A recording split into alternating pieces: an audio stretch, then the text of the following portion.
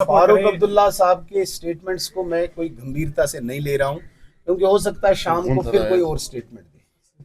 उन्हीं की स्टेटमेंट्स को अगर देखें हम पिछले इतने सालों से, कभी वो चाइना की बोली बोलते हैं, कभी पाकिस्तान की बोली बोलते हैं, कभी बोलते हैं पीओजे के किसके बाप का है, कभी बोलते हैं किसमें हिम्मत है पीओजे के वापस लाना, कभी बोलते थे मोदी 10 जन्म लेगा 370 नहीं हटा सकते।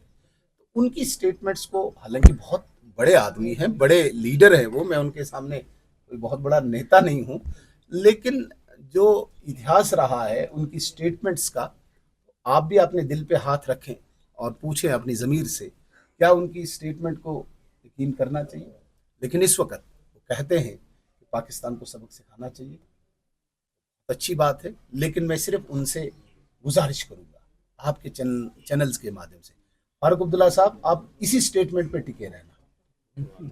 पाकिस्तान के अगेंस्ट जो आपने एक स्टैंड लिया है, अगर मैंने देखा नहीं है, तो आप इस स्टेटमेंट पे टिके रहना। ये नहीं शाम तक कोई और बोली बोलो। आप छोटे शब्दों में आपको कहूंगा, किसी भी गुनहगार को बख्शा नहीं जाएगा, किसी भी बिल में छुपा हो उसे बाहर निकाल के उसको ठिकाने तक पहुंचाया जाएगा। बहुत अच्छी बात है फारूक अब्दुल्ला साहब की, अब दोबारा बार बार वही बात नहीं दोहराऊंगा, इस बात का मैं वेलकम करता हूं। इंडस वाटर ट्रीटी के तहत भाई दरिया हमारे, चाहे सिंध है, चाहे झेलम है, चाहे हमारा चंद्रभागा जिसे चिनाब कहते हैं, इस ट्रीटी के तहत कंट्रोल उनको क्यों दे।